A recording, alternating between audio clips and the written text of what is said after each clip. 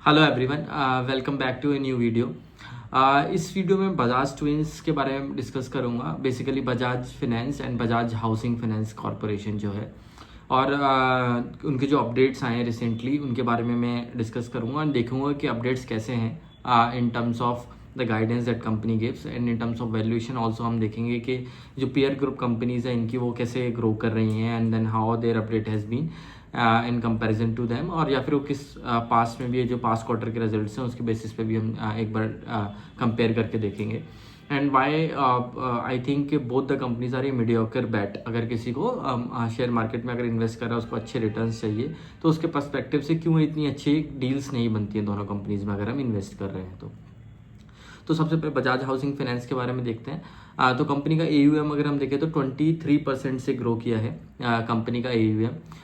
तो जब कंपनी के IPO के टाइम पर कंपनी आई थी तो जो रिजल्ट्स आए थे, कंपनी स्टार्टिंग में 25-26% से ग्रो कर रही थी, देन दे वेंट टू 24%, और अभी कंपनी ने 23% से ग्रोथ किया है। तो पेस ऑफ ग्रोथ कंपनी का स्लोली नीचे आता जा रहा है। और जब कंपनी लिस्ट हुई तो 5 to 6 के P/B पे, प्राइस टू बुक वैल्यू पे कंपनी लिस्ट हुई थी, जो काफ़ी ज़्यादा था in comparison to the growth Bajaj housing finance की जो थी। मैं मानता हूँ कि कंपनी बहुत अच्छा ब्रांड है बजाज हाउसिंग फाइनेंस। एसेट एक प्रिस्टीन एसेट क्वालिटी है कंपनी की, सब कुछ है। But then also we have to keep in mind कि जो पेस ऑफ ग्रोथ है कंपनी की और उसके कंपैरिजन में जो P/B बुक वैल्यूएशन पे जिस पे वो ट्रेड कर रहा है, does it make sense to invest at that valuation और नॉट। तो आपने देखा भी होगा कि 160 प्लस तक के प्राइस पे कंपनी का स्टॉक गया था, and now company is trading at like around I think 90 के प्राइस पे ट्रेड कर रहे हैं कंपनी का। तो this is the thing I am talking about कि वी हैव टू सी कि पेस ऑफ ग्रोथ के कंपैरिजन में के वैल्यूएशंस भी we have to keep in mind. सिर्फ ब्रांड नेम पे अगर हम इन्वेस्ट कर देंगे एंड देखेंगे कंपनी पैसा बना ही देगी, तो आप बहुत टाइम तक है ना उस स्टॉक को लेके बैठे रह सकते हैं और आपको बहुत ही मीडियोकर रिटर्न्स मिल सकते हैं, जो बजाज हाउसिंग फाइनेंस के केस में भी हुआ है। अभी वैल्यूएशंस काफ़ी टोन डाउन हो गए हैं कंपनी के। अभी 3.7 या 8 के P/B पे है स्टॉक कंपनी का। एंड अगर इस वैल्यूएशन पे भी अगर मैं देखूँ, there are various better names that are available in the housing finance space. आप देखोगे तो इंडिया शेल्टर है एक, जो 30% 34-35% पे कंपनी ग्रो कर रही है, उसको ऑपरेटिंग लेवरेज भी मिल रहा है, और उसका P/B अगर आप देखेंगे तो क्लोज टू 3 के अराउंड ही है कंपनी का।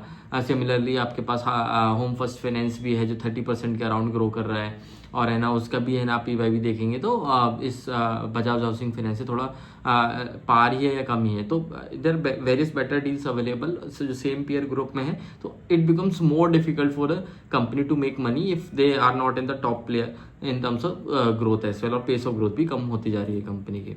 तो ये था बजाज हाउसिंग फाइनेंस के बारे में। अब आते हैं सेकंड जो बजाज फाइनेंस के बारे में। अगर हम इनका AUM देखें तो इनका 22% से AUM ग्रो किया है। इनके साथ भी सेम केस हो रहा है। कोविड के बाद था वो 30% प्लस का ये ग्रोथ दिखाते थे। कोविड से पहले जब ये 15-16 में 35-40% के AUM की ग्रोथ करते थे ये ईयर ऑन ईयर बेसिस पे।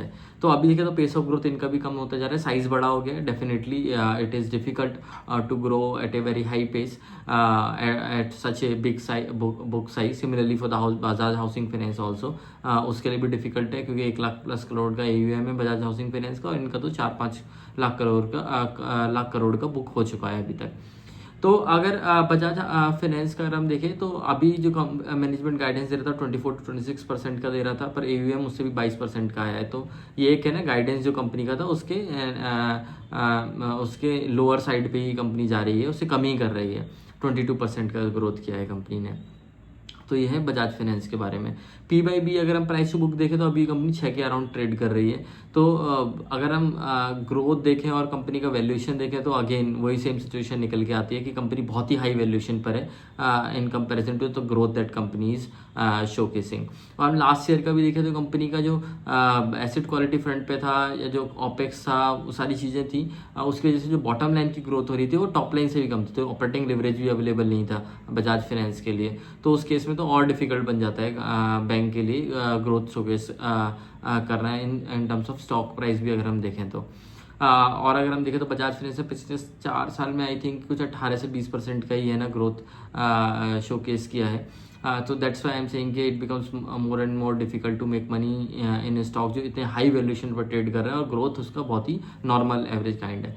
तो similarly going forward I also expect कि आपको 10% का ही अगर आपको ग्रोथ चाहिए ईयर ऑन ईयर बेसिस पे, तो you can invest in these companies, otherwise it doesn't make sense. There are various better options that are available in both the spaces, Bajaj finance में, Bajaj housing finance में, where you can invest and make money as well, where the pace of growth is high, they are getting operating leverage as well, asset quality is also good or stable, and those companies you have to figure out, you have to study those companies and invest in those companies if you want to make higher returns. So thank you for watching this video. Do let me know if you have any questions.